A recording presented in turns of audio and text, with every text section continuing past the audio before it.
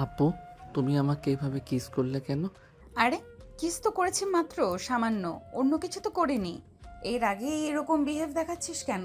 সঙ্গে কি গার্লফ্রেন্ড আছে নাকি? জি না, সঙ্গে কোনো গার্লফ্রেন্ড নেই। বন্ধুর সঙ্গে এসেছে এইখানে। ও আচ্ছা, তাহলে সিঙ্গেল। আয়, তোর সাথে কথা আছে। আজব তো, তোমাকে চিনি না জানি না, হুট করে বলছো যে তোমার সঙ্গে আমি যাব কেন? হ্যাঁ, এখান থেকে। আর আমার কিভাবে কিস করলে কেন? ফাজিল একটা মেয়ে। ও, তাহলে এইভাবে যাবি না তুই? বুঝতে পারছি তোর কথা। টাকা লাগবে? ওকে, টাকা দিব আমি। কি বলছো আপু? এইগুলো তোমার মাথা ঠিক আছে? ছাড়ো, আমাকে ছাড়ো। তারপর স্বাধীন তার বন্ধুকে খুঁজতে লাগে কিন্তু কোথাও পায় না। স্বাধীন রাখতে লাগে তার বন্ধুর কারণে। অন্যদিকে নেহা তার কিছু ফ্রেন্ডদের নিয়ে আসে, স্বাধীনকে জোর জবরদস্তি করে উপরের দিকে নিয়ে যেতে লাগে। তারপর একটা রুমে ঢুকে নেহার সঙ্গে ঢুকে পড়ে। বাইরে থেকে নেহার বান্ধবীরা দরজা লাগিয়ে দিয়ে চলে যায়। দেখো আপু, তুমি একদম আমার কাছে আসার চেষ্টা করবে না। তুমি যেমন ছেলে ভাবছো আমি অমন না। আমি মোটেও সুখ বিলিয়ে বেড়াই না। আমি আমার বন্ধুর সঙ্গে এখানে এসেছি।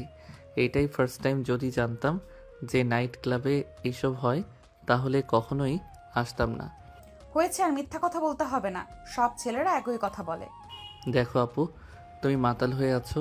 প্লিজ একদম আমার কাছে আসবে না, তাহলে তোমার কিন্তু ভালো হবে না। আমি তো আমার খারাপ চাই, তাই ভালো তো চাই না। তাই বারবার তোর কাছে এগিয়ে আসছি, কিন্তু তুই কিছুই করছিস না। আচ্ছা, তুই কি পুরুষ? কথাটা বলে নেহা হাসতে লাগে অনবরত। তারপর স্বাধীন নেহার কাছ থেকে ধীরে ধীরে পেছনের দিকে যেতে লাগে। নেহা ক্রমশই স্বাধীনের দিকে এগিয়ে যেতে লাগে। এক পর্যায়ে স্বাধীনকে দেওয়ালের সঙ্গে চেপে ধরে ঠোঁটের সঙ্গে ঠোঁট লাগিয়ে দেয়। নেহাকে ধাক্কা দিয়ে সরিয়ে দিয়ে বলে, আরে আপু, আমি তোমাকে বলছি তুমি যেরকম ছেলে ভাবছো আমি ওই রকম না। আমি এই কাজ কখনোই করতে পারবো না। বিশ্বাস করো, আমি আমার বন্ধুর সঙ্গে এসেছি। আমাকে যেতে দাও আমার বন্ধুর কাছে। ও, তাহলে তো শরীরে কোনো বড় নারী টাচ করেনি, তাই তো? হ্যাঁ, প্লিজ ভেসে দাও আমাকে। আমি আমার সব কিছু আমার স্ত্রীর জন্য হেফাজত করে রেখেছি। কিন্তু তা তো আর হবে না বাবু। তোর এইসব এখন আমাকে দিতে হবে, তা না হলে তোর খবর আছে। তারপর স্বাধীন দরজার কাছে গিয়ে বিধা দরজা খোলার চেষ্টা করে, কিন্তু বাইরে থেকে যে দরজা লাগিয়ে দিয়ে গেছে নেহার বান্ধবীরা, সেটা আর স্বাধীন জানে না। নেহা খাটের উপর শুয়ে থেকে হাসছে আর অন্য হাতে সিগারেট টানছে আর এক হাতে ড্রিঙ্কের বোতল। আরে, যতই দরজা ধাক্কাধাক্কি করিস না কেন, কোনো কাজই হবে না। এখন আমি যা করতে বলবো তাই করবি। তুই যদি না করিস তাহলে খবর আছে। আমার এরকম মজা লাগবে না, যার জন্য জাহান্নামে পড়তে হবে আমাকে। প্লিজ আপু, আমাকে ছেড়ে দাও। দেখো, আমি পাপ কাজের সঙ্গে লিপ্ত হতে চাচ্ছি না। কিন্তু স্বাধীনের কথা যেন নেহার কান অবধি পৌঁছায় না। তার সিগারেট খাওয়া শেষ হলে গায়ে থেকে শার্ট খুলে ফেলে। নেহার শরীরে শুধু বিরা। স্বাধীন নেহার দিকে তাকিয়ে চোখ নিচু করে ফেলে। নেহা স্বাধীনের কাছে এসে মাথা উঁচু করে বলে, আহা, কি লজ্জাবতী রে! আর ঢং দেখাতে হবে না, আমি ভালো করে জানি এই সব তোর লোক দেখানো। কিরে, আয়। আপু প্লিজ ছেড়ে দাও, আমি মার কাছে যাব। ধ্যাৎ, তোকে বলে কোনো লাভই হবে না। কিন্তু তোকে যতই দেখছি ততই অবাক হচ্ছি। আদৌ কি তুই ছেলে নাকি অন্য কিছু রে? বিন্দু মাত্র তোর মধ্যে ফিলিংস নেই। একটা সুন্দরী মেয়েকে কেউ দেখে পাগল হয়ে যায়, তোর সামনে শুধু। দেখুন আপু, আমি তো আগেই বললাম আমি ওই রকম ছেলে না। আমি আমার সব কিছু স্ত্রীর জন্য হেফাজত করে রেখেছি। প্লিজ আমাকে ছেড়ে দিন, যেতে দিন আমাকে। ধ্যাৎ, তোর সঙ্গে কথা বলে লাভ নেই। যা করার আমাকেই করতে হবে। কথাটা বলে নেহা খাট থেকে উঠে স্বাধীনের কাছে যায়। স্বাধীন ভয় পেয়ে অনবরত দরজায় কড়া নাড়তে লাগে, কিন্তু কেউ দরজা খুলে দেয় না। নেহা স্বাধীনের কাছে গিয়ে কলার চেপে ধরে এক ঝটকায় টান দিয়ে খাটের উপর নিয়ে গিয়ে পড়ে যায়। নেহা গিয়ে স্বাধীনের শরীরের উপর বসে পড়ে। তারপর এক এক করে স্বাধীনের শার্টের বোতাম খুলতে লাগে আর বুকে কিস করতে লাগে। নেহার প্রত্যেকটা স্পর্শে স্বাধীন কেঁপে উঠতে লাগে, যেন নিজেকে আর সামলাতে পারবে না সে। এক পর্যায়ে স্বাধীনকেও সম্পূর্ণ উলঙ্গ করে ফেলে নেহা। উলঙ্গ হয়ে যায় স্বাধীন। নেহার দিকে তিক্ত দৃষ্টিতে তাকিয়ে থাকতেই উত্তেজিত হয়ে পড়ে। তারপর নেহা স্বাধীনকে কিস করতে লাগে। অনবরত স্বাধীনের অমত থাকা সত্ত্বেও নেহার প্রত্যেকটা কিসের রেসপন্স করতে লাগে। এভাবে কেটে যায় প্রায় 5 মিনিট। নেহাকে উপর থেকে সরিয়ে খাটের উপর শুয়ে দিয়ে স্বাধীন নেহার শরীরের উপর উঠে পড়ে। তারপর নেহাকে আদর দিতে লাগে। স্বাধীনের এই রূপ দেখে অবাক হয়ে যায়। 1 ঘন্টা পর পুরো ঘরটা নিস্তব্ধ হয়ে গেছে। দুইটা শরীরে ঘন ঘন নিঃশ্বাস ফেলছে। এসি চলছে, তারপর দুইটা শরীর ঘেমে একাকার। নেহা স্বাধীনকে তার বুকের সঙ্গে শক্ত করে জড়িয়ে চুলগুলো নিয়ে খেলা করছে। স্বাধীন যখন বুঝতে পারে যে কাজ করেছে, অন্যায় করেছে, তখন নেহার উপর থেকে উঠে পড়ে। ঘরে এক কোণে গিয়ে হাঁটু উঁচু করে থুতনি লাগিয়ে কান্না করতে লাগে। নেহা স্বাধীনের কাণ্ড দেখে অবাক হয়ে যায়। কিরে, তোর আবার কি হলো? হাসি খুশি আনন্দ করার সময় তো দেখলাম তুই ভালোই, এখন ওইভাবে কান্না করছিস কেন? সেখানে কান্না করার কথা আমার, সেখানে তুই। আপু, তুমি যা আমার সঙ্গে করেছো তা একদমই ঠিক করনি। আমি তোমাকে অভিশাপ দিলাম, তোমার বিয়ে হবে না। আর যদি বিয়েও হয়, এমন হাজবেন্ড পাবে যে অনেক বাজে থাকবে আর লুচ্চা হবে। কি বললি? বিয়ে? তাও আবার আমি? অসম্ভব। আমি এনজয় করব আর উপভোগ করব লাইফটাকে। বিয়ে করে নিজের জীবন নষ্ট করব কেন? এর জন্যই তো বিয়ে করি না, কোনো বয়ফ্রেন্ডও নেই, উল্টো ঝামেলায় কেন পড়তে যাব? কি, তুমি এত বাজে একটা মেয়ে? বাজে কথাটা শুনে নেহার কেন জানি অনেক খারাপ লাগে। খাট থেকে উঠে ওই অবস্থাতে স্বাধীনের কাছে এসে ঠাস ঠাস করে থাপ্পড় লাগিয়ে দিয়ে বলে, উত্তর বাচ্চা, কি বললি? আমি বাজে মেয়ে, তাই না? আর তোরা কি, হ্যাঁ? এক মেয়েকে নিয়ে সুখে থাকতে পারিস না? তোদের 1000টা মেয়ে লাগে, আবার বলছিস আমরা বাজে? তোদের মতো কুত্তার বাচ্চাদের জন্য অনেক মেয়ের জীবন নষ্ট হয়ে যায়, অনেক মেয়ে সুইসাইড পর্যন্ত করে ফেলে তোদের জন্য। কি বলছেন এইগুলো আপনি? আর আমাকে মারলেন কেন? আমি আবার কোন মেয়ের জীবন নষ্ট করলাম? তুই না, কিন্তু তোর মতো ছেলে মানুষই অনেক খারাপ। আচ্ছা ওয়েট, তুই বের হয়ে যা, কিন্তু হ্যাঁ, কখনো এসব কথা কাউকে বলতে পারবি না। আপু, আপনার টাকা আপনার কাছে রাখেন, আমার লাগবে না। আর হ্যাঁ, আজ যা আমার সঙ্গে করলেন তার জন্য আপনাকে একদিন না একদিন দেখেন পস্তাতে হবে। আরে যা যা এখান থেকে। কথাটা বলে নেহাকে খাটের উপর কাঁথা দিয়ে ঘুমিয়ে পড়ে। স্বাধীন ফ্লোর থেকে তার পোশাক উঠিয়ে পরিধান করে নেয়। তারপর দরজার কাছে এসে দাঁড়িয়ে কড়া নাড়তে যাবে, দেখে দরজা খোলা। স্বাধীন দেখে অবাক হয়ে যায়। একটু আগে এই দরজা কতবার নক করেছে, কিন্তু খুলিনি। এখন দরজা সঙ্গে হাত লাগার সঙ্গে সঙ্গেই খুলে গেল। আর কোনো চিন্তা না করে রুম থেকে বেরিয়ে যায় স্বাধীন। শেষবার নেহার দিকে তাকাই, দেখে একটা মায়াবী মেয়ে খাটের উপর শুয়ে আছে। যেন কেউ দেখে বুঝতে পারবে না এই মেয়েটা এত জঘন্য। স্বাধীন সেদিকে এক পলক তাকিয়ে আবার যেতে লাগে। নিচে এসে দেখে তার বন্ধু সোফায় বসে চিন্তা করছে কি যেন। স্বাধীন সামনে দাঁড়াতে স্বাধীনের বন্ধু মাথা তুলে উপরের দিকে তাকায়। স্বাধীনকে দেখতে পেয়ে জড়িয়ে ধরে বলতে লাগে, আরে কোথায় হারিয়ে গিয়েছিলি তুই? এতবার ফোন করছি, মেসেজ দিছি, কোনো রিপ্লাই পাচ্ছি না। কোথায় গিয়েছিস? অনেক টেনশন হচ্ছিল আমার। একটাবার বলে যাবি না আমাকে? তোকে আগে অনেকবার বলেছিলাম আমি এই জায়গাটাতে আসবো না, কিন্তু তুই তো আমার কোনো কথাই শুনলি না। বললি যে ভাবি এইখানে আসবে। আচ্ছা, এখানে যারা আছে প্রত্যেক মেয়ে কি বাজি নাকি? কেন রে, হঠাৎ এই প্রশ্ন করছিস যে? স্বাধীন ভাবতে লাগে, সজীবকে বল আদৌ কি ঠিক হবে? নেহা তো বলেছে যেন কাউকে না বলি, তাই বলল না কিছু। না বলে স্বাধীন তার বন্ধুকে নিয়ে নাইট ক্লাবের বাইরে চলে আসে। তারপর গাড়ি করে স্টার্ট দিয়ে বাসার দিকে যেতে লাগে। আরে তুই কিন্তু বললি না নাইট ক্লাবে হঠাৎ করে কোথায় হারিয়ে গিয়েছিলি? ফোন দিলাম, ফোন রিসিভ করছিস না। তুই আমার কথা এড়িয়ে যাচ্ছিস কেন? কিছু হয়েছে? আরে না, কিছুই হয়নি। আসলে আমার নাইট ক্লাবের মধ্যে থাকতে বিরক্ত লাগছিল, তাই একটু বাহিরে এসেছিলাম হাওয়া খাওয়ার জন্য। আর কখন যে প্রকৃতির মাঝে হারিয়ে গিয়েছিলাম, তোর ফোন ধরতে পারি নাই। কিন্তু তুই তো ওপর থেকে আসলি, যেখানে হোটেলে, ওইখানে তো সব কাপলরা একসঙ্গে রাত কাটায়। তার মানে কি তুই? স্বাধীন তার বন্ধুর কথা শুনে রাগী দৃষ্টিতে সেই দিকে তাকায়। স্বাধীনের বন্ধু সজীব স্বাধীনকে তাকানো দেখে হেসে ফেলে। তারপর গাড়ি স্টার্ট দিয়ে পুনরায় বাসার দিকে যেতে লাগে। বাসার সামনে এসে হর্ন দিতেই দারোয়ান এসে দরজা খুলে দেয়। গাড়িটা পার্কিং লটে রেখে তাদের ফ্ল্যাটে চলে যায়। ফ্ল্যাটে গিয়ে স্বাধীন সোজা তার রুমে চলে যায়। দরজা লক করে ওয়াশরুমে চলে যায় গোসল করার জন্য। যতক্ষণ না গোসল করবে ততক্ষণে শরীর পরিপাক হতে পারবে না।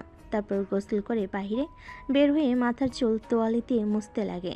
ঠিকমতো এমনতো অবস্থায় স্বাধীনের ফোন বাজতে লাগে। স্বাধীন অন্য হাত দিয়ে ফোন হাতে নিয়ে দেখে তার মা ফোন করেছে। ফোন রিসিভ করে স্বাধীন বেলকনিতে চলে যায়। হ্যালো, আসসালামু আলাইকুম। এত রাতে ফোন করেছো যে, কিছু কি হয়েছে বাড়িতে? না রে বাবা, কিছুই হয়নি। আসলে তোর কথা অনেক মনে হচ্ছিল। তোর বাবা বাসায় নেই, অফিসের কাজে সিলেট গিয়েছে, একা বাসায়। তাই ভাবলাম তোর সঙ্গে একটু কথা বলি। আপু কোথায় গিয়েছে? আপু অন্তত বাড়িতে আছে। হ্যাঁ, আছে তো। তোর আপুর পরীক্ষার রেজাল্ট বের হয়েছে, ভার্সিটিতে ভর্তি হওয়ার জন্য প্রস্তুতি নিচ্ছে। তোদের ওইখানে নাকি সুন্দর আর নামকরা একটা ভার্সিটি আছে, ওইটাতে লেখাপড়া করবে। এর জন্য অনেক পরিশ্রম করছে। ও আচ্ছা, তাহলে তো ভালোই হয়, তাই না? তুমি কি খাবার খেয়েছো? হ্যাঁ, খাবার খেয়েছি। কিন্তু তুই খাবার খাসনি? হ্যাঁ মা, একটু পড়লাম, তাই এখনো খাবার খাইনি। এখন খাবার খেতে যাব, ঠিক তখনই ফোন করেছো। তারপর স্বাধীন তার মায়ের সঙ্গে বেশ কিছুক্ষণ বেলকনিতে দাঁড়িয়ে কথা বলতে লাগে। কথা বলা শেষ করে স্বাধীন রুমে প্রবেশ করে, পোশাক পরে নেয়। তারপর নিচে আসে খাবার খাওয়ার জন্য। দেখে স্বাধীনের বন্ধু সজীব সোফায় বসে কার সঙ্গে যেন ভিডিও কলে কথা বলছে। স্বাধীন সজীবের পাশের সোফায় বসে পড়ে, টিভি অন করে টিভি দেখতে লাগে। সজীব তার গার্লফ্রেন্ডের সঙ্গে কথা বলা শেষ করে স্বাধীনের দিকে তাকিয়ে বলে, কিরে, তোর মন এভাবে মরা কেন? কী হয়েছে আমাকে বল। দেখ, ক্লাবে যদি কিছু হয়ে থাকে আমাকে বল, আমি ওটা সমাধান করে দিচ্ছি। আরে না, কিছুই হয়নি। আসলে কোনো কিছু ভালো লাগছে না, আর বাসার কথা অনেক মনে পড়ছে, তাই হয়তো মন খারাপ দেখাচ্ছে আমার। আমারও ঠিক একই অবস্থা। চল না তোদের গ্রামে যাই, তোদের গ্রাম দেখতে অনেক ভালো লাগে, আমার ঘুরে আসি। কিন্তু কিছুদিন পর তো আবার কলেজে এক্সাম আছে, এই কথাটা মাথায় কি আছে তোর? এখন যদি গ্রামে যাই, শহরে আসতে আসতে তাও 1 মাস লাগবে। পরীক্ষার তো আর খুব সময় বাকি নেই। আরে বাদ দে না। তারপর স্বাধীন আর তার বন্ধু দুজনে মিলে কথা বলা শেষ করে রাত যখন অনেকটা গভীর হয় তখন দুজনেই খাবার খেয়ে যে যার রুমে চলে যায়। স্বাধীন রুমে গিয়ে খাটের উপর শুয়ে এপাশ ওপাশ করতে লাগে, কিন্তু তার দু চোখে কোনো ঘুম ধরা দেয় না। বারবার নেহার কথা মনে হতে থাকে। মেয়েটা তার সঙ্গে কি করলো, চেনা নাই জানা নেই, অজ্ঞাত একটা মেয়েকে এভাবে এসে ধর্ষণ করলো। আনমনে ভাবতে লাগে স্বাধীন। কিন্তু আমার তো কোনো দোষ নেই, মেয়ে তা যা করেছে সম্পূর্ণ তার ইচ্ছাই করেছে, আমি তো কিছু করি নাই। আর মেয়েটা তো আমাকে জোর জবরদস্তি করেছে। আর মেয়েটা তো আমার সঙ্গে প্রথম নাই, এর আগেও অনেক ছেলের জীবনে এইভাবে নষ্ট করেছে। এই কোন সমাজে এলাম?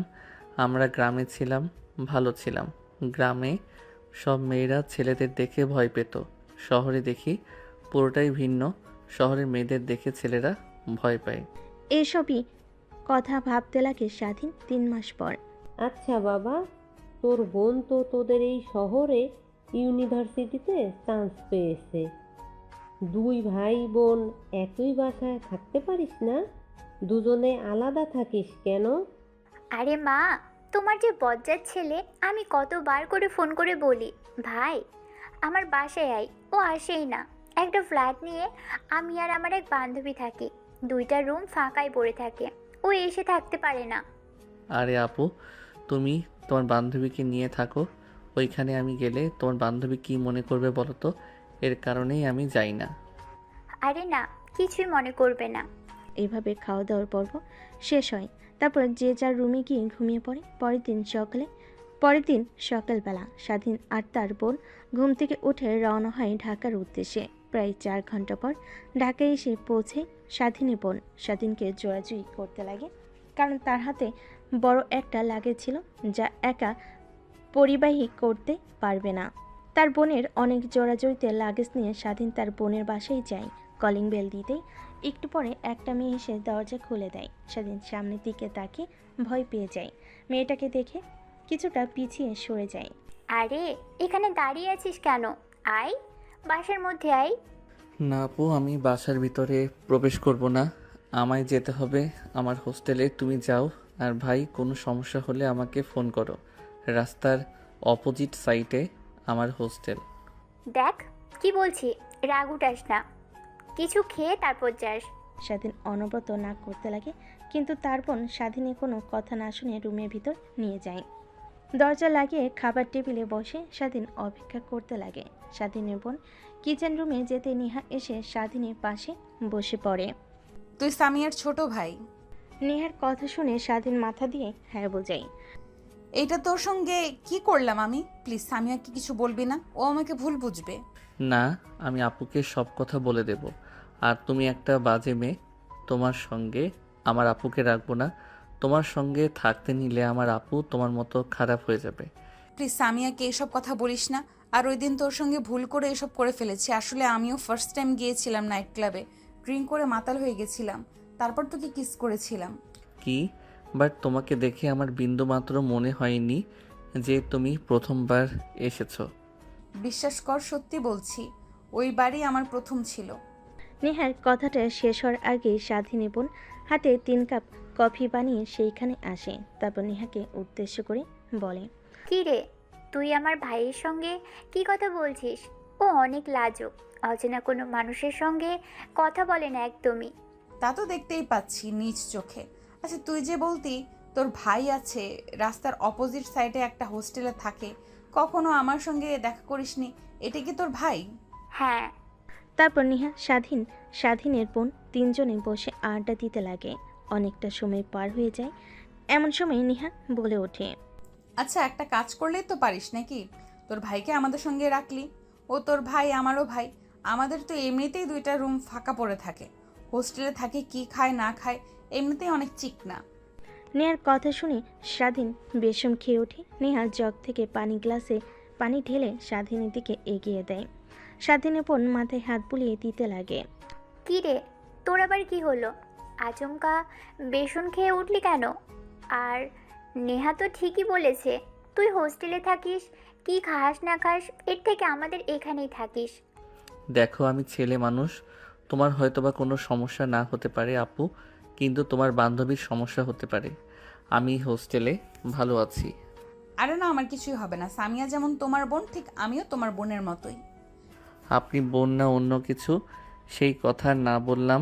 আমি এখানে আসলে রাতে আমার সঙ্গে সবসময় উল্টাপাল্টা কাজ করতে পারবেন আপুর চোখ আড়াল করে, তাই না? আমি একদমই আসবো না। কথাটা তার মনে ভাবতে লাগে।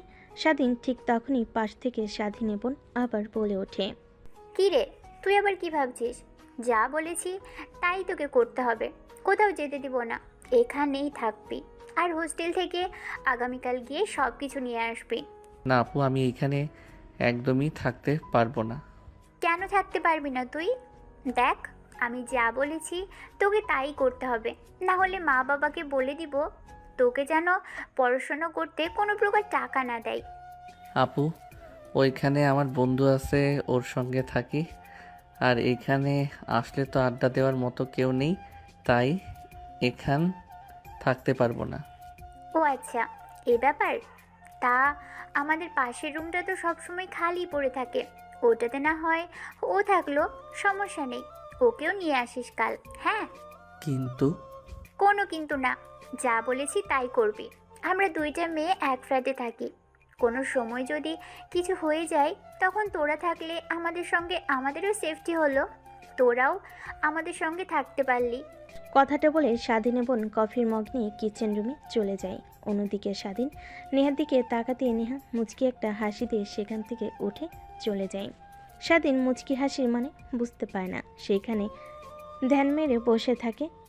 একটু পর স্বাধীনের বোন এসে স্বাধীনকে একটা রুম দেখিয়ে দেয়, অনেক পরিপাটি গোছানো একটা রুম। তারপর রুমে গিয়ে ব্যাগ থেকে পোশাক বের করে ফ্রেশ হয়ে খাটের উপর শুয়ে থাকে, বন্ধুর সঙ্গে কথা বলছিল। এমন সময় দরজা দিয়ে রুমের মধ্যে প্রবেশ করে নেহা। নেহাকে দেখতে পেয়ে স্বাধীন তড়িঘড়ি করে নিজেকে সামনে নিয়ে ফোন কেটে দেয়। আপু, তুমি আমার রুমে কিছু কি হয়েছে? না, কিছুই হয়নি, তোর সঙ্গে একটু দেখা করতে আসলাম। দেখো আপু, তোমার দিকে তাকিয়ে আমি আপুকে কিছু বলিনি, কিন্তু এখন দেখছি বলতেই হবে। কথাটা বলেই যে স্বাধীন তার বোনকে ডাকতে যাবে, ঠিক তখনই নিহা দৌড়ে গিয়ে স্বাধীনের ঠোঁটের সঙ্গে ঠোঁট লাগিয়ে দিয়ে চুষতে লাগে। স্বাধীন বড় বড় চোখ করে তাকিয়ে থাকে নিহার দিকে। প্রায় 5 মিনিট পর নিহা স্বাধীনকে ছেড়ে দিয়ে ঠোঁট মুছতে লাগে। জানিস, ওই দিনের পর থেকে আমি একদমই তোকে ছাড়া কিছুই ভাবতে পারি নাই। তোকে অনেক খোঁজার চেষ্টা করেছি, নাইট ক্লাবে অনেক গিয়েছি তোর জন্য, কিন্তু কোথাও তোকে খুঁজে পাইনি। দেখো আপু, একদমই তুমি আমার সঙ্গে আজে বাজে কাজ করবে না, তাহলে আমি এইখান থেকে চলে যাব। আপু, আম্মু, আব্বু না টাকা দিলে কি হবে? আমি কিছু একটা করে নেব। ও আচ্ছা, আমরা আজে বাজে কাজ করছি তাই না? চল তাহলে তোকে বিয়ে করে ফেলি, তখন আর তো আজে বাজে কাজ হবে না, সব বৈধতা হবে, তাই না? কি? তাও আবার তোমার মতো বাজে একটা মেয়েকে বিয়ে করব? অসম্ভব, একদমই না। যেই মেয়ে নাইট ক্লাবে একটা ছেলেকে দেখতে পেয়ে তার উপর ঝাঁপিয়ে পড়ে, না জানি আমাকে রেখে যখন আমার থেকে সুন্দর কাউকে দেখবে তার সঙ্গে আবার ওই কাজ করা শুরু করবে। স্বাধীনের কথা শুনে নিহার অনেক রাগ হয়, কারণ সে তো একবার বলেছে যে নিজের মধ্যে ছিল না, ড্রিঙ্কস করে মাতাল হয়ে গিয়েছিল। তাই রাগে নিহা স্বাধীনের দিকে এগিয়ে যেতে লাগে। ঠিক এমন অবস্থায় পিছন থেকে স্বাধীন উপর নিহাকে উদ্দেশ্য করে বলে, কি রে, তোকে পাঠালাম যে যা স্বাধীনকে ডেকে নিয়ে আয় খাবার খাওয়ার জন্য, আর তুই এসে দুজনে গল্প শুরু করেছিস। নিহা নিজেকে সামলে নিয়ে পিছনের দিকে তাকায়, দেখে স্বাধীনের বোন। তারপর নিহা তার মুখে কৃত্রিম হাসি রেখা টেনে বলে, আরে তুই বললি না তোর ভাই অনেক লাজুক, তাই তোর ভাইয়ের লজ্জা ভাঙাচ্ছি। হয়েছে, আমার ভাইকে আর লজ্জা ভাঙাতে হবে না। এখন আয় তুই আমার সাথে, আর স্বাধীন তুইও আয়, খাবার খেয়ে নিবি। কথাটা বলি স্বাধীনের বোন নেহাকে নিয়ে রুম থেকে বেরিয়ে আসে। নেহা বারবার স্বাধীনের দিকে রাগী দৃষ্টিতে তাকিয়ে থাকে। স্বাধীন বুঝতে পারে তার আজকে খবর আছে। তারপর শোয়া থেকে উঠে খাবার টেবিলে চলে যায়। খাবার খাওয়া শেষ করে স্বাধীন রুমে এসে ভালোভাবে দরজা লাগিয়ে তারপর লাইট অফ করে মোবাইল অন করে বন্ধুর সঙ্গে গেমস খেলতে লাগে। রাত যখন অনেক গভীর হয় তখন দেখতে পায় তার পায়ে ভার ভার অনুভব হয়। স্বাধীন ভয় পেয়ে যায়। ফ্ল্যাশ লাইট অন করে দেখে নিহা তার পায়ের উপর বসে আছে। স্বাধীন চিৎকার দিতে যাবে, এর আগে নিহা এসে স্বাধীনের মুখে হাত দিয়ে চেপে ধরে। দেখ, তুই তোর বোনকে কি বলবি, উল্টা আমি বলবো তুই আমাকে জোর জবরদস্তি করেছিস। তখন দেখবি তোর বোন তোর কোনো কথাই বিশ্বাস করবে না, আমার কথা বিশ্বাস করবে। আর ওই আমি সব কিছু ভিডিও রেকর্ড করে রেখেছি, যদি চিৎকার চেঁচামেচি করিস তাহলে ভিডিওটা তোর বোনকে আর তোর বাবা মাকে দেখিয়ে দেব, তখন দেখবি তোর কি হাল করে। নেহার কথা শুনে স্বাধীনও বলতে লাগে। নেহা কিছুই বুঝতে পায় না। স্বাধীন মুখ থেকে হাত সরাতে স্বাধীন ঘন ঘন নিঃশ্বাস নিতে লাগে। আর যদি অল্প কিছুক্ষণ হাত মুখে দিয়ে রাখতো তাহলে নির্ঘাত পরপারে চলে যেত। আরে আপু, তুমি কি আমাকে মেরে ফেলতে চেয়েছিলে নাকি এইভাবে মুখ চেপে ধরে? আরে তোকে মারবো কেন, তোকে তো ভালোবাসবো, আদর দেব। ভালোবাসার মানুষ কি কখনো মেরে ফেলা যায় বল?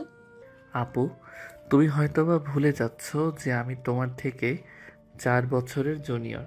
এটা কখনো সম্ভব না। কি সম্ভব না? তুই হয়তো আমার আসল পরিচয় জানিস না। আমি যা একবার চেয়েছি তাই পেয়েছি।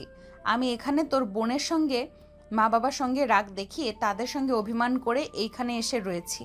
না হলে আমার আশেপাশে সব সময় সর্বনিম্ন 20 থেকে 25 জন বডিগার্ড মোতায়েন থাকতো। আর কি বললি, আমার পেছনে পেছনে অনেক ছেলে লাইন দিয়ে দাঁড়িয়ে আছে, তাদের দিকে আমি ফিরেও তাকাই না। তুমি তাহলে যাও না সেই ছেলেদের কাছে, দেখবে তোমার চাহিদা ও পূরণ করবে, তুমিও আনন্দ পাবে। কিন্তু আমি তো তোমার থেকে জুনিয়র, তোমার চাহিদা পূরণ করতে পারবো না। প্লিজ আপু, আমার সঙ্গে এসব আর করবে না। আর আমি তখন বলেছি, উল্টাপাল্টা কিছু করলে আমি এখান থেকে চলে যাব। বুঝতে পারছি, সোজা আঙুলে ঘি উঠবে না, আঙুল বাঁকাতেই হবে। কি তার মানে? তুমি ওই দিন রাতে মদ খেয়ে? স্বাধীনকে আর কোনো কথা বলতে না দিয়ে নেহা স্বাধীনের উপর শুয়ে পড়ে। ঠোঁটের সঙ্গে ঠোঁট লাগিয়ে চুষতে লাগে আর পা দিয়ে স্বাধীনের পায়ে অনবরত টাচ করতে লাগে, যেন স্বাধীন উত্তেজিত হয়ে যায় আর তাকে সুখ দিতে পারে। কিন্তু স্বাধীন পাথরে নাই সেইখানে শুয়ে থাকে। এক পর্যায়ে নেহা স্বাধীনের রেসপন্স না দেখে অনেকটা রেগে যায়। রেগে স্বাধীনের ঠোঁটে কামড় দেয়। স্বাধীন আহ বলে ওঠে। তারপর এক এক করে নেহা স্বাধীনের শরীর থেকে পোশাক খুলতে লাগে। নেহার প্রত্যেকটা স্পর্শে স্বাধীন কেঁপে উঠতে লাগে। এক পর্যায়ে নিজেকে আর সামলাতে না পেরে নেহার সঙ্গে তালে তাল মিলাতে লাগে। দুজন হারিয়ে যায় ভালোবাসার এক অতুল গভীরে। 2 ঘন্টা পর নেহা স্বাধীন বুকের উপর শুয়ে আছে। যাতে নেহার চুলগুলোতে হাত বুলিয়ে দিচ্ছে, যেন সে নিজের মধ্যে নেই। ঠিক তখনই নেহা বলে ওঠে, আচ্ছা জানিস, তোকে যে বলেছিলাম না আমি ড্রিঙ্ক করে মাতাল হয়ে তোর সঙ্গে ওইসব করেছি, মিথ্যা কথা বলেছি। আমি ড্রিঙ্ক করি অনেক আগে থেকেই, কিন্তু কখনোই মাতাল হতাম না। কিন্তু তোকে দেখে মাতাল হয়ে গেছিলাম, জোর জবরদস্তি করতে লাগি। ভেবেছিলাম তুই বাজে, কিন্তু না। কিন্তু ওই দিনের পর থেকে তোকে নিয়ে ভাবতে ভাবতে কখন যে তোকে ভালোবেসে ফেলেছি আমি নিজেও জানি না। বিশ্বাস কর, আমি তোকে অনেক ভালোবাসি। হ্যাঁ, বুঝতে পারছি। আর কিছু বলবেন? কি বুঝলি তুই? নেহা স্বাধীনের বুকের উপর থেকে মাথা উঁচু করে স্বাধীনের দিকে তাকিয়ে কথাটা বলে। এইটাই বুঝতে পারলাম যে আমি আপনার চাহিদা পূরণ করার বাহক মাত্র। এসব ভালোবাসার অভিনয় করতে হবে না। আমি কি বলি, একটা ভালো ছেলে দেখে বিয়ে করে ফেলেন, অযথা কোনো ছেলের জীবন নিয়ে খেলা না করে। হ্যাঁ, বিয়ে তো করতে চাই, কিন্তু যাকে করব সে তো আর রাজি হচ্ছে না। কোনো জোর করে ওইসব করতে পারলে, কেন জোর করে এইসব করতে পারলে আমার সঙ্গে অন্য আরেকটি ছেলেকে উঠে বিয়ে করতে পারবেন না? সব অভিনয় করেন আপনি, তাই না? হ্যাঁ, অভিনয় তো করি বটে, কিন্তু আগে সকালটা হতে দে, তারপর তোকে দেখাচ্ছি। স্বাধীন নেহার দিকে একবার তাকিয়ে উপরের দিকে তাকিয়ে বলে। স্বাধীন আর কিছু বলে না, কারণ সে ভালো করে জানে নেহার সঙ্গে যত কথা বলবে ততই নেহা তার সঙ্গে তর্কাতর্কি করবে। এক পর্যায়ে স্বাধীন নেহাকে শক্ত করে জড়িয়ে ধরে অবাক হয়ে যায়, তারপর ঘুমিয়ে যায়। পরের দিন সকালবেলা ঘুম থেকে স্বাধীন উঠে দেখে নেহা নেই। বুঝতে পারে যে সে রুম থেকে চলে গিয়েছে। ভাবতে লাগে কালকে রাতে নেহা কিভাবে রুমে প্রবেশ করলো। ভাবতে ভাবতে হঠাৎ নজর যায় বিছানার দিকে, দেখতে পায় রক্তের ছিটে লেগে আছে। স্বাধীন ভয় পেয়ে যায়, যদি এটা তার বোন দেখে ফেলে তাহলে তো স্বাধীনকে সন্দেহ করবে। তাই তড়িঘড়ি করে শোয়া থেকে উঠে বিছানার চাদরটি নিয়ে ওয়াশরুমে চলে যায়। গোসল করে চাদরটি ধুয়ে দিয়ে ছাদে শুকিয়ে দিয়ে যে নিচে নামতে যাবে অমনি নেহার সঙ্গে দেখা হয়। স্বাধীন মাথা নিচু করে নিচে নামছিল সিঁড়ি দিয়ে। ঠিক তখনই স্বাধীন হাত আলতো করে চেপে ধরে নেহা বলে, কিরে, হঠাৎ আজ এত সকালে ছাদে উঠেছিলে কেন? কালকে রাতে যা করেছেন, যদি আপুর সঙ্গে ধরা খাই তার কারণেই ছাদে এসে জামা কাপড় আর বিছানার চাদর শুকাতে দিয়েছি। স্বাধীনের কথা নেহা বুঝতে পারে, অনেকটা লজ্জা পায়। তারপর স্বাধীনকে দেওয়ালের সঙ্গে চেপে ধরে মাথা পিছন দিকে হাত দিয়ে কিস করতে লাগে। স্বাধীন রেগে গিয়ে নেকে ধাক্কা দিয়ে সরিয়ে দেয়। কি শুরু করেছেন আপনি? হ্যাঁ বলেন তো। আমি বলছি যে আমি আপনার ছোট, তারপরেও এসব করছেন। আবার প্রকাশ্যে যদি আপু দেখে ফেলে তখন কি হবে ভাবতে পারছেন না? একবার জ্যান্ত পুঁতে রাখবে মাটিতে আমাকে। এমনিতে কোনো মেয়ের সঙ্গে দেখতে পারে না আমাকে, এর কারণে আমার কোনো মেয়ে ফ্রেন্ড নেই। কথাগুলো কেন জানি নেহার বুকে তীরের মতো এসে লাগে। তারপর নেহার পাশ কাটিয়ে স্বাধীন নিচে চলে আসে।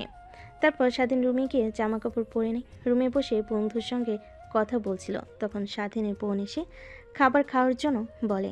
তারপর স্বাধীন রুম থেকে বের হয়ে নিচে গিয়ে খাবার খেয়ে নেয়। তারপর স্বাধীন তার বোনকে বিদায় জানিয়ে নিচে চলে আসে।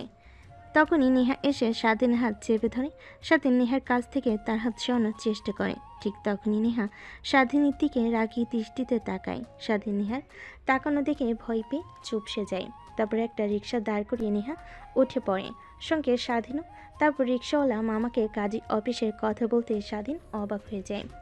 নেহাকে কিছু বলবে, কিন্তু তার অগ্নি মাখা চোখের সামনে আসার সঙ্গে সঙ্গে সব কিছু ভুলে যায়। একটু পর কাজী অফিসে চলে আসে নেহা।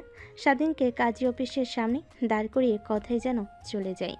সে পালাবে কিনা এসবই ভাবছে, কিন্তু কেন যেন তখনই নেহা তার সঙ্গে 4-5 জন লোক নিয়ে আসে। তারপর নেহা স্বাধীনের কাছে এসে হাত চেপে ধরে কাজী অফিসের ভিতরে চলে যায়। কাজী অফিসের সামনে থাকা 2টা চেয়ারে স্বাধীন আর নেহা বসে পড়ে। আরে নেহা মা, তুমি এখানে? হ্যাঁ আঙ্কেল, বিয়ে করব। কি বলছো মা? বিয়ে করবে মানে? বিয়ে তো আর সামান্য বিষয় নয়, এর জন্য সাক্ষী লাগে আর বাবা মার মত লাগে। কিন্তু তোমার মা বাবা কই? কাউকে তো দেখতেছি না। কিন্তু আঙ্কেল, আপনি হয়তো বা ভুলে গিয়েছেন যে একটা মেয়ে আর ছেলের প্রাপ্তবয়স্ক হলে তারা বিয়ে করতে পারে, বাবা মার কোনো দরকার পড়ে না। তো আপনাকে যা করতে বলেছি তাই করেন, আর এই 4জন হচ্ছে আমাদের সাক্ষী। ঠিক আছে মা। তারপর কাজী সাহেব স্বাধীন আর নিহার দুজনেই বিয়ের কার্যক্রম করতে লাগে। একটু পরে স্বাধীনকে কবুল বলতে বললে স্বাধীন কবুল বলে না। পাশ থেকে নেহা স্বাধীনকে তার কাছে এগিয়ে নিয়ে এসে কানে কানে বলতে লাগে। দেখ, এখন যদি কবুল না বলিস, সিনক্রেট করিস, তাহলে আমার কাছে যে ভিডিওটা আছে তা তোর বাবা মার কাছে পাঠিয়ে দেব। আর তোর বোনকে আমি কান্না করে করে তোর সম্বন্ধে উল্টাপাল্টা কথা বলবো। তখন দেখি তুই কিভাবে আমাকে বিয়ে না করে, তখন আমাকে এমনিতে তোকে বিয়ে করতে হবে। এর থেকে আমি যা বলি তুই আমাকে বিয়ে কর, কেউ জানতে পারবে না। তুই লেখাপড়া কর, প্রতিষ্ঠিত হলে তখন আমরা না হয় সবাইকে বলে দিব। কিন্তু আপু, আমি তো আপনাকে ভালো। স্বাধীনের কথা শেষ না হতে নিহা স্বাধীনের হাত শক্ত করে চেপে ধরে আর চোখে বড় বড় করে তাকিয়ে থাকে। স্বাধীন ভয় পেয়ে ঢোক গিলে সামনে থাকা গ্লাস থেকে পানি ডকডক করে খেয়ে ফেলে। তারপর একসঙ্গে কবুল কবুল বলে ওঠে। নেহাকে বলার সঙ্গে সঙ্গে নেহা কবুল বলে ওঠে। তারপর কাজী সাহেব দেনা পাওনা দিয়ে নেহা আর স্বাধীন দুজনেই কাজী অফিস থেকে বের হয়ে আসে। স্বাধীন কান্না করতে লাগে। নেহা এটা দেখে ভুরু কুচকে স্বাধীনের দিকে তাকায়। কিরে, তুই কান্না করছিস কেন? কান্না করব না কি করব? তোমার মতো একটা বুইড়া বেটির সঙ্গে আমার বিয়ে হয়েছে, আর আমাকে কোনো মেয়ে বিয়ে করবে না কারণ আমি বিবাহিত। আমার কতদিনের স্বপ্ন ছিল একটা জুনিয়র মেয়েকে বিয়ে করব, সুখের সংসার করব। তার হবে না? কেন হবে না? সব হবে। আমি তো আছি নাকি তোর পাশে? কথাটা বলে নেহা স্বাধীনের চোখে থাকা পানি টিস্যু দিয়ে মুছতে লাগে। স্বাধীন মুখ তুলে সামনে তাকিয়ে অবাক হয়, কারণ তার বন্ধু সজীবের হাত একটা মেয়ের হাত চেপে ধরে এইদিকে নিয়ে আসছে। কান্তার বন্ধু সজীব একটা মেয়ের হাত চেপে ধরে এইদিকে নিয়ে আসছে। স্বাধীন দেখে অবাক হয়ে যায়। সজীব তার মুখ ঢেকে ফেলে, কারণ স্বাধীনের চোখ আড়াল হয় না। কি রে সজীব, তুই এখানে? আর এই মেয়েটাই বা কে? ওহ ভাইয়া, তাহলে আপনি স্বাধীন আর এ হচ্ছে বাটপার সুজিত। আমাকে বিয়ার লগন দেখে অনেক কিছু করেছে, কিন্তু এখন আর বিয়ে করতে চাচ্ছে না, তাই জোর করে বিয়ে করতে নিয়ে এসেছি ভাইয়া। যখন আসছেন তাহলে উপকার হয় আমাদের সাক্ষী দিয়ে দেন। মেয়েটার কথা শুনে স্বাধীন অবাক হয়ে যায়। ড্যাব ড্যাব করে সজীবের দিকে তাকিয়ে থাকে। কে রে, এই মেয়েটা কে? আর যা বললো তা কি আদৌ সত্যি নাকি মিথ্যা কথা? আরে ভাই হ্যাঁ, এর সঙ্গে আমার অনেক দিনের রিলেশনশিপ। তুই জানিস না, তোর অগোচরে অনেক কিছু করেছি আমরা। কিন্তু আমি তো এখানে কি বিয়ে করতে পারবো না? আমার লাইফে আছে, পড়ালেখা এখনও শেষ করিনি। তাহলে বিয়ে করে খাওয়াবো কি? আমি কি তোকে খাওয়াতে বলছি? আমাকে বলছি শুধু আমাকে বিয়ে কর। তুই আমার কাছে ধরা থেকে গেলি, লেখাপড়া শেষ করো তুমি, তারপর না হয় সবাইকে জানাবো আমাদের সম্পর্কটা। কিন্তু বিয়েটা করতে হবে কেন? তারপর সজীব আর সজীবের গার্লফ্রেন্ড দুজনেই তর্কাতর্কি করতে লাগে। স্বাধীন দুজনের দিকে তাকিয়ে থাকে। নেহা অবাক হয়ে যায়। আরে থামবি তোরা? কাজী অফিসের সামনে দাঁড়িয়ে কি করছিস এইসব তোরা? দেখ, সবাই তোদের দিকে তাকিয়ে আছে। আচ্ছা, ভাবি যে হতো বলছে, তাহলে বিয়ে করে ফেল। ভাবি তো আর বলছে না যে বিয়ে করে তাকে তোর বাসায় নিয়ে যেতে হবে। সে তার বাসায় থাকবে। তুই তোর মতো লেখাপড়া শেষ করে না হয় আঙ্কেল আন্টিকে জানাস। স্বাধীনের কথা শুনে সজীব হাবোধক মাথা নাড়ায়, কারণ স্বাধীন সত্যি কথাই তো বলেছে। তারপর দুজনে কাজী অফিসে চলে যায়।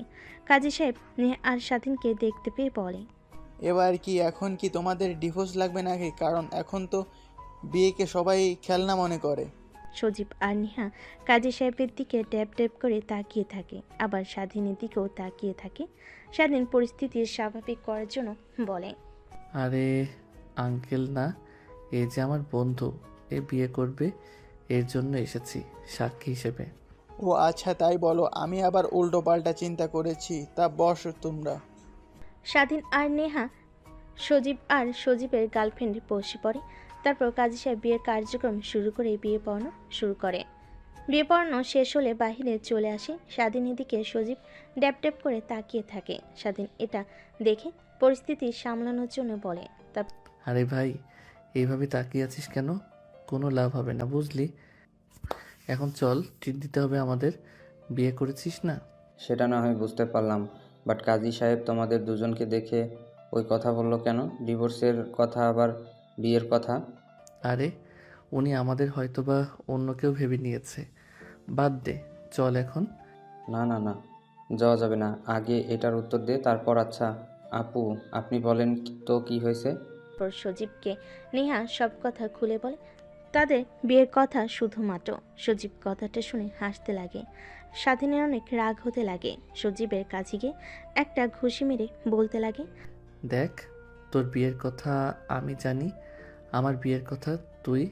বাই চান্স কেউ যদি জানতে পারে আমাদের এই বিয়ের কথা, তাহলে কিন্তু খবর আছে। আর তোর কথা আমি সবাইকে বলে দেব তখন। আরে পাগল নাকি তুই? কাউকে বলবি না, আমিও কাউকে বলবো না। এখন চল, তুই আমাকে ট্রিট দিবি। আমি কেন তোকে ট্রিট দিতে যাব? তোদের বিয়ের সাক্ষী আমরা দিয়েছি, আমাদের তুই ট্রিট দিবি? তখনই নেহা পাশ থেকে বলে, চলো, তোমাদের কাউকেই ট্রিট দিতে হবে না, আমি তোমাদের খাওয়াবো। তারপর দুইটা রিক্সা দাঁড় করিয়ে চারজন উঠে পড়ে। তারপর একটা রেস্টুরেন্টের সামনে গিয়ে নেমে রিক্সাওয়ালাকে ভাড়া দিতে চলে যায়। তারপর তারা রেস্টুরেন্টে ঢুকে খাওয়া দাওয়া করে চারজনে অনেক এনজয় করতে লাগে।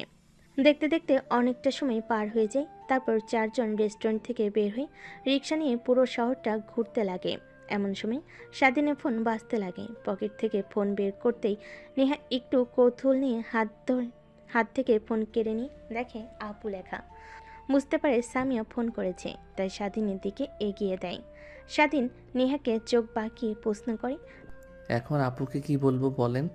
আপু তো বলেছিল যে হোস্টেল থেকে সব কিছু গুছিয়ে যেন খুব তাড়াতাড়ি বাসায় যাই, কিন্তু আমরা তো বাহিরে দিয়ে ঘুরছি এখন। কিছু একটা বলো তুমি। তারপর স্বাধীন ফোন রিসিভ করে কানের কাছে ধরতেই ওপাশ থেকে সামিয়া বলতে লাগে, কি রে, তুই কখন বের হয়েছিস বাসা থেকে? এখনো আসিসনি কেন? হোস্টেল থেকে সব কিছু আনতে তো আর এত সময় লাগার কথা না। আপু, একটা কাজে বন্ধুর সঙ্গে কলেজে এসেছি, একটু পর বাসায় গিয়ে তারপর না হয় আমরা দুজন যাব। ও আচ্ছা, তাহলে তাড়াতাড়ি চলে আসিস। কথাটা বলেই স্বাধীন ফোন রেখে দেয়। স্বস্তির একটা নিঃশ্বাস ফেলে। অন্যদিকে নেহা অপলক দৃষ্টিতে স্বাধীনের দিকে তাকিয়ে থাকে। স্বাধীন অনেকটা অবাক হয়ে যায় নেহার তাকানো দেখে। কি হয়েছে আপু, তুমি এইভাবে আমাদের দিকে তাকিয়ে আছো কেন? না, দেখছি আমার কিউট বরটাকে। স্বাধীন নেহার কথা শুনে ফিক করে হেসে ফেলে। নেহা স্বাধীনের হাসির দিকে অপলক দৃষ্টিতে তাকিয়ে থাকে। এইভাবে অনেকটা সময় পার হয়ে যায়। পার্কে ঘোরাঘুরি শেষ করে আরেকটা রিক্সা নিয়ে স্বাধীন আর সজীব দুজনেই হোস্টেলে চলে আসে। তারপর দুজনেই গোছগাছ করে হোস্টেলের সবার কাছ থেকে বিদায় নিয়ে চলে আসে বাসায়। কলিং বেল দিতে নেহা এসে দরজা খুলে দেয়। সজীব মুখ ফসকে বলে ফেলে, ভাবি আপনি এখানে? পাশ থেকে স্বাধীনের বোন সবকিছু শুনতে পায়। কে ভাবি? কার ভাবি? কিসের ভাবি? না মানে ইয়ে, আপু মুখ ফসকে বের হয়ে গেছে। ও আচ্ছা, বুঝতে পারছি। তা তোমরা ভিতরে আসো। তারপর সজীবকে একটা রুম দেখিয়ে দেয়। সজীব তার রুম অনেক পছন্দ হয়। গোছগাছ করে স্বাধীনের রুমের মধ্যে প্রবেশ করে দেখে স্বাধীন মোবাইলে গেমস খেলছে। স্বাধীনের পাশে বসে বলতে লাগে, কিরে, কিছু তো বুঝতে পারলাম না। নেহা ভাবি এখানে কেন? নেহা হলো আমার আপুর বান্ধবী। কি? হ্যাঁ, সত্যি। কেমনে কি ভাই? তুই কি তাহলে নেহা ভাবিকে আগে থেকে চিনতি নাকি? আর তোকে কোনো মেয়ে যদি চোখের ইশারা দিত, তাও তো আমার কাছে এসে বলতেই, কিছুই তো বললি না। কিছু হয়েছে, ব্যাপার খুলে বলতো। স্বাধীন সজীবের এমন প্রশ্নে কি বলবে বুঝতে পারে না। তাকে তো আর নাইট ক্লাবের কথা বলা যাবে না বলে নেহাকে বাজে ভাববে। তাই ভাবতে লাগে কি বলা যায়। এক পর্যায়ে বলতে লাগে, তুই যেরকম আমার কাছ থেকে মিমের কথা লুকিয়েছিস, ঠিক আমি একই রকম নেহার কথা লুকিয়েছি তোর কাছ থেকে। ও আচ্ছা, তাই বল। তারপর সজীব আর স্বাধীন দুজনেই কথা বলতে লাগে। অনেকটা সময় পার হয়ে গেলে স্বাধীন এবং তাদের দুজনকে ডাকতে লাগে খাবার খাওয়ার জন্য। তারপর খাবার টেবিলে গিয়ে খাওয়া দাওয়া শেষ করে যে যার রুমে গিয়ে ঘুমিয়ে পড়ে। স্বাধীন কালকে নাই আজকেও দরজা ভালোভাবে লাগিয়ে দেয় যেন নেহা কোনোভাবে খুলতে না পারে, ভিতর থেকে লক করে রাখে যেন খুলতে না পারে। তারপর রুমে এসে খাটের উপর শুয়ে পড়তে চোখ লেগে আসতেই ঠিক তখনই ফোন ভাইব্রেশন হতে লাগে। ফোন হাতে নিয়ে দেখে অচেনা নাম্বার, তাই পাশে রেখে দেয়। একের পর এক ফোন আসতে লাগে। স্বাধীন বিরক্তি নিয়ে রিসিভ করে কানে কাছে ধরতেই ও পাশ থেকে তীক্ষ্ণ গলেই বলতে লাগে, কিরে, তোর দরজা ভেতর থেকে লাগিয়ে রেখেছিস কেন? কালকের মতো লক করে রাখতে পারিসনি? ও, তা আপনি আমার নাম্বার পেলেন কোথা থেকে? সেটা তোকে জানতে হবে না। দরজা খুলতে বলেছি, দরজা খোল, না হলে দরজা ভেঙে ভেতরে ঢুকবো কিন্তু। আরে না না, দরজা ভাঙতে হবে না। এমনিতেই কালকে তুমি আমাকে রাতে ঘুমাতে দাওনি। প্লিজ, আজকে কিছু হবে না, ঘুম পাচ্ছে অনেক। তুই দরজা খুলবি কিনা সেটাই আগে বল। নেহার রাগী কণ্ঠ দেখে স্বাধীন ভয় পেয়ে যায়। দরজা খুলে দিতে নেহা রুমের মধ্যে প্রবেশ করে দরজা লাগিয়ে দিয়ে স্বাধীনের দিকে রাগী দৃষ্টিতে তাকায়। কি বলেছিলি দরজা খুলবে না, তাই না? ওয়েট, দেখাচ্ছি তোকে মজা। কথাটা বলে নেহা স্বাধীনের দিকে এগিয়ে যেতেই লাগে। কালকে নাই আজকেও স্বাধীন পিছু হতে লাগে। এক পর্যায়ে সোফায় গিয়ে বসে পড়ে। নেহা সোফার দুপাশে হাত দিয়ে স্বাধীনের দিকে ধীরে ধীরে এগিয়ে যেতে লাগে। দেখো আপু, এসব করা একদমই ঠিক হচ্ছে না। ভুলবশত যদি তোমার পেটে বাবু চলে আসে তখন কি হবে? আসলে আসবে, সেটা নিয়ে তোকে ভাবতে হবে না। এখন যা করছি তা করতে দে, না হলে তোর খবর আছে। কিন্তু দেখ, কোনো কিন্তু কিন্তু করবি না। তোর এরকম দ্বিধাদ্বন্দ্বের কারণে আমি তোকে কিন্তু বিয়ে করেছি শরীয়ত মোতাবেক। তুই আমার স্বামী, তোর কাছ থেকে স্ত্রীর অধিকার আমি পেতেই পারি, না হলে জোর করে আদায় করব। দেখো আপু, আমি তোমাকে সব কথা খুলে বলি, তখন তোমার ভয়ের তো চেহারা দেখে কিছু বলিনি। আমি তোমাকে স্ত্রী হিসেবে মানতে পারবো না, কারণ আমার বাবা মা কখনো তোমার মতো একটা মেয়েকে তাদের ছেলের বউ হিসেবে একদমই দেখতে পারবে না। কেন, আমার মধ্যে এমন কিসের অভাব আছে যে আঙ্কেল আন্টি আমাকে তাদের ছেলের বউ হিসেবে মানতে পারবে না? ছোটোখাটো পোশাক পরো, নাইট ক্লাবে যাও, এসব কোনো ভালো মেয়ের কাজ না। এটা যদি একটাবার আমার বাবা মা জানে তাহলে তো আরও কখনোই মানবে না। হ্যাঁ, এটাই ঠিক। আগে অনেক গিয়েছি, বাট বিশ্বাস কর 3 মাস হলো নিজেকে একদম পরিবর্তন করে ফেলেছি। তোর বোনের সঙ্গে দেখা হওয়ার পর থেকে একসঙ্গে থাকি। আর জিজ্ঞেস করতে পারিস তোর বোনকে কোন জায়গায় যায় নাকি? তোর বোনের সঙ্গে সব সময় থাকি, ভার্সিটিতে যাই একসঙ্গে, সব কিছু করি। ও আচ্ছা। হ্যাঁ, আরও তুমি আমাকে যেভাবে বলবে সেভাবেই চলবো। পর্দা করে বোরকা পরে বাইরে চলাফেরা করতে বললে সেটাও করব। প্লিজ আমাকে ভালোবেসে নিজের করে নাও, কখনো দূরে সরিয়ে দিও না। স্বাধীনের কেন জানি নেহার বলা কথাগুলো শুনে অনেক ভালো লাগে, তাই নেহাকে আলতো করে নিজের দিকে এগিয়ে নিয়ে আসে। নেহার হাত ছেড়ে দিতে স্বাধীনের উপর পড়ে যায়। নেহা স্বাধীনকে শক্ত করে নিজের আওতায় নিয়ে আসে, পিছনে চুল চেপে ধরে ঠোঁটের সঙ্গে ঠোঁট লাগিয়ে ফেলে স্বাধীন। তারপর অনবরত কিস করতে লাগে। নেহা স্বাধীনের ভালোবাসা পেয়ে প্রতিনিয়ত শিউরে উঠতে লাগে। তারপর সোফার উপর থেকে নেহাকে উঠে কোলে করে খাটের উপর নিয়ে এসে ফেলে দেয়। তারপর এক এক করে শার্ট খুলতে লাগে। প্যান্ট খুলে নেহার উপরে ঝাঁপিয়ে পড়ে। অনেকটা সময় পার হয়ে গেলে স্বাধীন নেহার উপর ক্লান্ত হয়ে শুয়ে পড়ে আর স্বাধীনের চুলগুলোতে হাত বুলিয়ে দিতে লাগে। এমন সময় স্বাধীন নেহাকে প্রশ্ন করে, আচ্ছা, কিভাবে এত কিছু হয়ে গেল? তাই না, আপনি কি আমাকে আগে থেকে চিনতেন, পছন্দ করতেন? সত্যি বলতে হ্যাঁ, অনেক আগে থেকেই। আর কোনো কথা নেই। শুনছে আর নীরবতা দুজনের মধ্যে বিরাজ করে। একটু পর নেহা স্বাধীনকে তার উপর থেকে সরিয়ে ফ্লোর থেকে পায়জামা আর 3 পিস পরতে লাগে। স্বাধীন নেহার দিকে অপলক দৃষ্টিতে তাকিয়ে থাকে। এক পর্যায়ে খাট থেকে উঠে পিছন দিক থেকে নেহাকে শক্ত করে জড়িয়ে ধরে ঘাড়ে অনবরত কিস করতে লাগে। নেহা মুচকি একটা হাসি দেয়। আরে কি করছো, ছাড়ো, সকাল হয়ে যাবে। আবার না ঘুমালে কালকে আবার ভার্সিটিতে যেতে হবে, উঠতে পারবো না। হলে হবে, সমস্যা কি? চলো আবার। কি না, আর পারবো না, সরি, মাফ চাই। আজকের মতো এখানেই সমাপ্ত, কালকে। এইটা বলে কোনো লাভ হবে না। কথাটা বলে স্বাধীন নেহাকে কোলে তুলে নেয়। তারপর বিছানায় নিয়ে গিয়ে এক এক করে নেহার শরীর থেকে জামা কাপড় খুলতে লাগে। আবারও দুজন হারিয়ে যায় ভালোবাসার অতল সাগরে। অনেকক্ষণ পর স্বাধীন ক্লান্ত হয়ে নেহাকে জড়িয়ে ধরে শুয়েছিল। এমন সময় স্বাধীনের মাথায় একটা প্রশ্ন ঘুরপাক খায়।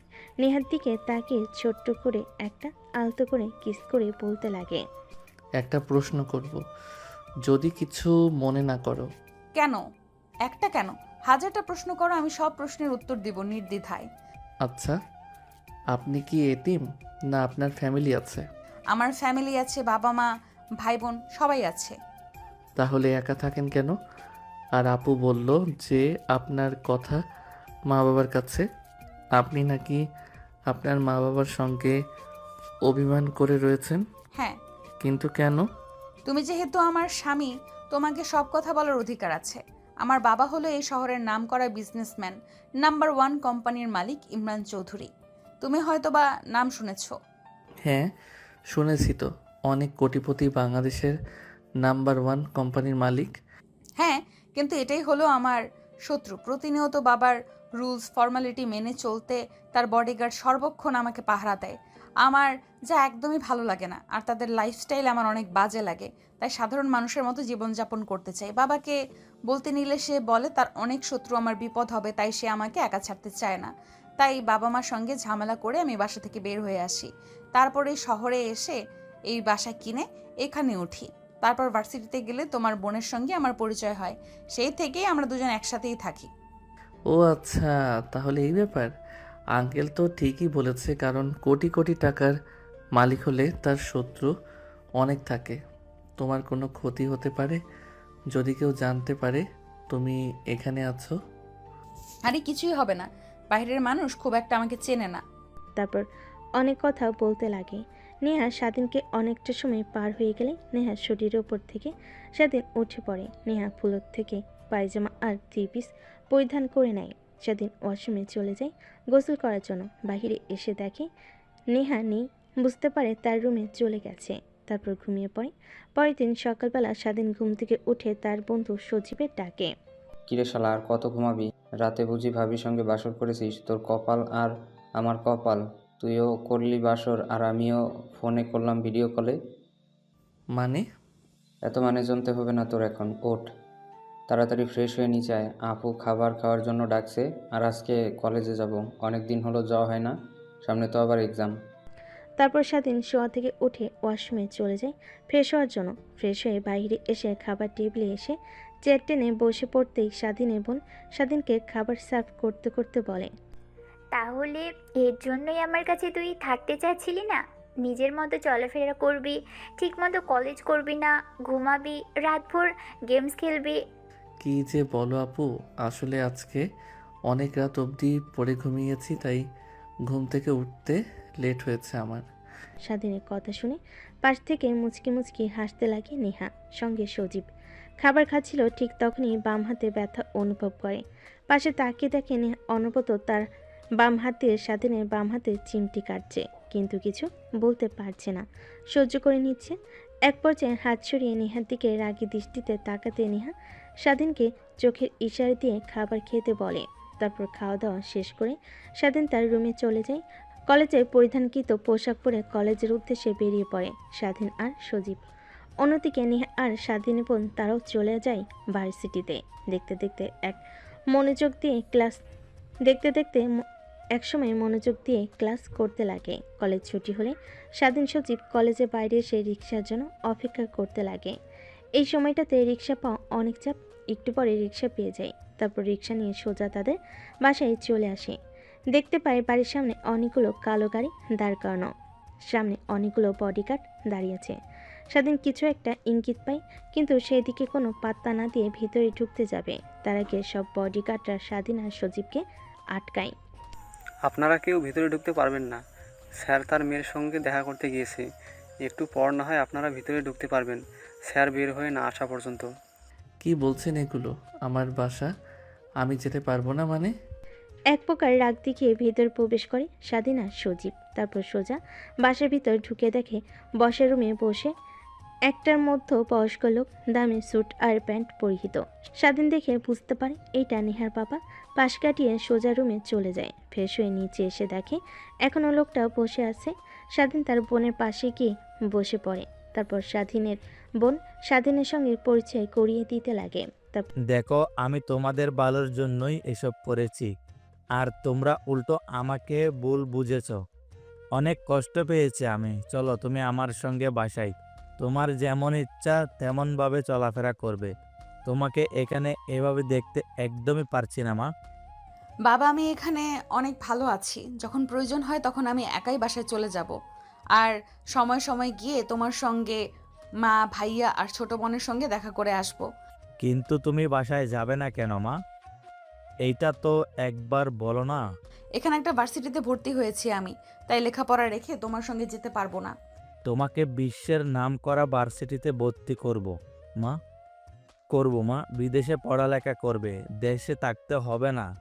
চলো এখন। নেহার বাবা নেহাকে অনেক জোর জবরদস্তি করতে লাগে, কিন্তু নেহা তার বাবার সঙ্গে যেতে রাজি হয় না। এক পর্যায়ে হাল ছেড়ে দিয়ে নেহাকে বিদায় জানিয়ে তার বাবা চলে যায়। তখনই স্বাধীনের বোন নেহার কাছে গিয়ে বলতে লাগে, তুই এত বড় ঘরের মেয়ে, এই কথাটা তো আগে আমাকে কখনো বলিসনি। তোকে যদি বলতাম আগে, তাহলে আমার সঙ্গে কখনোই বন্ধুত্ব করতে না, তার কারণেই বলিনি। আর আমি তো বাবার সামনেই বললাম, সাধারণ মানুষের মতো জীবন যাপন করতে চাই আমি, তার কারণেও আর তোকে বলা হয়নি। কিন্তু আমি যা ভালো মনে করি, তোর বাবা যা করেছে তোদের ভালোর জন্যই করেছে। তোর বাবার কথা শোনা উচিত। তারপর নেহা আর সামিয়া দুজনেই অনেক কথা বলতে লাগে। ঠিক তখনই পাশ থেকে সজীব স্বাধীনের কানে কানে বলতে লাগে, শালা, তোর তো রাজকপাল রে। রাজকুমারীও পেয়ে গেলি, রাজত্বও পেয়ে যাবি কিছুদিন পরে। কি বলছিস এসব? আরে শালা, শুনলি না? নেহার বাবা এই দেশের নম্বর 1 কোম্পানির মালিক। এর জন্য কেন জানি নেহা আপুকে আমি প্রথমবার দেখে চেনা চেনা লাগছিল, কিন্তু চিনতে পারি নাই। নেহা আপুর জন্য তো অনেক ছেলে ইনস্টাগ্রামে কত ছেলের হাত পর্যন্ত কেটে পিক আপলোড দিয়েছে। আমি তো এসব দেখেছি। আর সেই মেয়ে কিনা তোর বউ। তারপর সজীব স্বাধীনকে অনেক কথা বলতে লাগে। এভাবে অনেকটা সময় পার হয়ে যায়। তারপর সবাই খাওয়া দাওয়া করে যে যার রুমে চলে যায়। এইভাবে পেরিয়ে যায় 2 মাস। একদিন সবাই খাবার টেবিলে বসে খাবার খাচ্ছিল। এমন তো অবস্থায় নেহা দৌড়ে খাবার টেবিল থেকে উঠে বেসিংয়ের কাছে চলে যায়। নেহাকে খাবার টেবিল থেকে দৌড়ে উঠে যেতে দেখে স্বাধীনের বোন সামিয়া নেহার কাছে গিয়ে দেখে নেহা অনবরত বমি করে চলেছে। সামিয়া বুঝতে পারে না নেহার বমি হওয়ার কারণ কি। এক পর্যায়ে নেহা বমি শেষ হলে সামিয়া নেহাকে পানি খাইয়ে দিয়ে মাথায় পানি দিয়ে তার রুমে নিয়ে গিয়ে শুয়ে দিয়ে আসে। তারপর আবার খাবার খেতে টেবিলে আসে। তখনই স্বাধীন প্রশ্ন করে, আচ্ছা আপু, নেহাপুর কি হয়েছে? হঠাৎ করে উঠে বেলসিনের কাছে গেল যে? আরে আমিও তো বুঝতে পারলাম না কি হয়েছে ওর। গিয়ে দেখি অনবরত বমি করে চলেছে। আল্লাহই জানে মেয়েটার আবার কি হলো। কথাটা বলে স্বাধীনের বোন খাবারের প্লেটগুলো নিয়ে কিচেন রুমে চলে যায়। সজীব পিছন থেকে স্বাধীনকে কোনায় দিয়ে এক নাগারে গুতা লাগে। স্বাধীন রেখে পিছনের দিকে তাকাতেই সজীব বলে, ভাই, তুই তো এখন বাবা হতে চলেছিস। মিষ্টি খাওয়া আমাদের। বাবা মানে কি বলছিস এসব কথা তুই? আরে হ্যাঁ, কারণ একটা মেয়ে কখন বমি করে জানিস? যখন তার পেটে বাচ্চা থাকে, তখন খাবার খাওয়ার সঙ্গে সঙ্গে বমি করে। আর আমি বেশ কিছুদিন ধরে দেখছি নেহাপুর মধ্যে কেমন যেন পরিবর্তন, পেট ধীরে ধীরে ফুলে উঠছে। সজীবের কথা শুনে স্বাধীনের মাথায় চিন্তার বাজ পড়ে যায়। কারণ এখন যদি বেবি হয় তাহলে কি হবে? তার ফ্যামিলি কি মেনে নেবে? সে এখনও তার ফ্যামিলির উপর নির্ভর করে লেখাপড়া করছে। রে শালা, কই হারিয়ে গেলি? মিষ্টি তো খাওয়া এখন আমাদের। দেখ, উল্টাপাল্টা কথা বলবি না। একদমই অসুখও তো হতে পারে নাকি? সেটাও হতে পারে, বাট আমি যা সন্দেহ করলাম তাই বললাম। আগামীকাল তুই একবার নেহাকে ডক্টরের সঙ্গে দেখা করিয়ে নিয়ে আসিস। স্বাধীন মাথা দিয়ে হ্যাঁ বোঝে। তারপর সোজা রুমে চলে যায়। রাত একটু গভীর হলে স্বাধীন রুম থেকে বের হয়ে দরজা লাগিয়ে নেহার রুমে দরজা খুলে ভিতরে ঢুকে পড়ে। দেখে নেহা বই পড়ছে। স্বাধীনকে দেখতে পেয়ে বইটা পাশে রেখে দেয়। স্বাধীন সে নেহার পাশে বসে পড়ে, মাথায় হাত বুলিয়ে দিতে লাগে। নেহা স্বাধীনের বুকে মাথা রাখে। স্বাধীন নেহাকে শক্ত করে জড়িয়ে ধরে। কি হয়েছে তোমার? এইভাবে বমি করলে কেন? জানি না, বেশ কিছুদিন হলো এরকম হচ্ছে, আর অনেক টক খেতে ইচ্ছে করছে। এর কারণ তো কিছুই বুঝতে পারছি না। নেহার কথা শুনে স্বাধীনের আরও সন্দেহ গাঢ় হয়, কারণ এই লক্ষণ তো গর্ভবতী মায়েদের একমাত্র হয়। কি ভাবছো এভাবে? আচ্ছা, আমি যদি মারা যাই তুমি অনেক খুশি হবে, তাই না? কারণ জোর করে বিয়ে করেছি, জোর করে ভালোবাসার অধিকার আদায় করে নিয়েছি। আমি মরে গেলে এইসব আর কে করবে? অনেক খুশি হবে তুমি। নেহার কথা শুনে স্বাধীনের বুকের বাঁ পাশে চিনচিনে ব্যথা হতে লাগে। কিছুই হবে না, তোমায় কিছুই হয়নি। কালকে আপুর সঙ্গে ডাক্তারের কাছে যেও, তাহলে এই চিন্তা মুক্ত হয়ে পড়বে। আর হ্যাঁ, প্রথমে হয়তো তোমাকে ভালোবাসিনি, কিন্তু এখন বিশ্বাস করো, অনেক অনেক ভালোবাসি, নিজের জীবনের থেকেও বেশি। কথাটা বলে স্বাধীন নেহার কপালে আলতো করে একটা চুমু দেয়। তারপর আবার বলতে লাগে, আচ্ছা, এখন যদি তোমার বাবা আসে আর বলে তোমাকে তার সঙ্গে নিয়ে যাবে, যেইভাবেই হোক, তখন কি তুমি আমাকে ভুলে যাবে? স্বাধীন নামে কেউ তোমার জীবনের সঙ্গে জড়িয়েছিল? আরে না, পাগল নাকি তুমি? আমার স্বামী আর আমার অ্যাকাউন্টে যত টাকা আছে তুমি আজীবন বসে খেয়েও ফুরাতে পারবে না। আমি বলবো না বিয়ে করেছি, আমার স্বামী তুমি পরিচয় করিয়ে দেব, তারপর বাবার রেগে একা চলে যাব। কথাটা বলে নেহা স্বাধীনকে জড়িয়ে ধরে। এভাবে অনেকটা সময় পার হয়ে যায়। এমন সময় স্বাধীন বলে, চলো বাইরে যাই, অনেক সুন্দর চাঁদ উঠেছে, ছাদ থেকে অনেক ভালো দেখাবে। ছাদে যাও, আমি কফি বানিয়ে আনছি। তারপর স্বাধীন কিচেন রুমে গিয়ে কফি বানিয়ে ছাদে যায়। দেখে নেহা দোলনায় বসে আছে। স্বাধীন নেহার পাশে বসে পড়ে মুক্ত আকাশে পূর্ণিমার জ্যোৎস্না দেখতে লাগে দুজন মিলে। এভাবে অনেকটা সময় পার হয়ে গেলে রাত যখন গভীর হয়, তখন স্বাধীন নেহাকে কোলে তুলে নেয়। তারপর সিঁড়ি দিয়ে নিচে নেমে নেহার রুমে নেহাকে দিয়ে স্বাধীন তার রুমে এসে ঘুমিয়ে পড়ে। পরের দিন সকালবেলা স্বাধীন ঘুম থেকে উঠে ফ্রেশ হয়ে কলেজে চলে যায়। অন্যদিকে নেহা স্বাধীনের বোনকে নিয়ে হসপিটালে চলে যায়। স্বাধীন ক্লাসে মনোযোগ দিতে পারে না, যদি তার সন্দেহটা ঠিক হয়, আবার যদি নেহার কোনো মারাত্মক রোগ হয়। এসব বিষয় নিয়ে চিন্তা করতে করতে ক্লাস শেষ করে কলেজ ছুটি হলে বাসে এসে দেখে নেহা বসার রুমে বসে আছে চিন্তিত হয়ে, পাশে তার বোন। স্বাধীন রুমের দিকে যাচ্ছিল, এমন সময় পিছন থেকে তার বোন ডাক দেয়।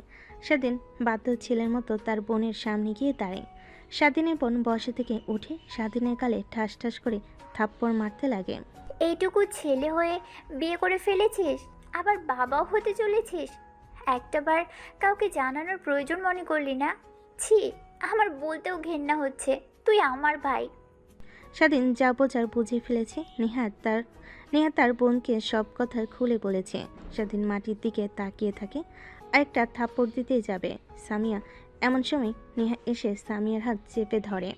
দেখো, ওর কোনো দোষ নেই, আমি জোর করে বিয়ে করেছি আর সবাইকে বলতে নিষেধ করেছি, এর কারণেই কাউকে বলিনি। স্বাধীন, তাই বলে আমাকেও বলবে না? আমি ওর বোন হই।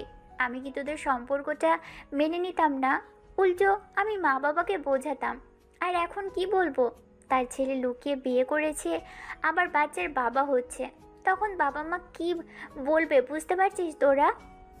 আপু, ভুল করে ফেলেছি, প্লিজ তুমি বাবা মাকে রাজি করাও। আর নেহার কোনো দোষ নেই, যা করার আমি করেছি, ওর সঙ্গে জোর করে বিয়ে করেছি ওকে। তারপর নেহা স্বাধীনের বোন তিনজনের কথা বলতে লাগে। তার সজীব দর্শকের ন্যায় দাঁড়িয়ে আছে। স্বাধীনের বোন মাথা চেপে ধরে সোফায় বসে পড়ে। আচ্ছা, তুই তোর রুমে যা, পোশাক পরিবর্তন করে আয়। আমি মা বাবাকে এখনই আসতে বলছি ঢাকায়।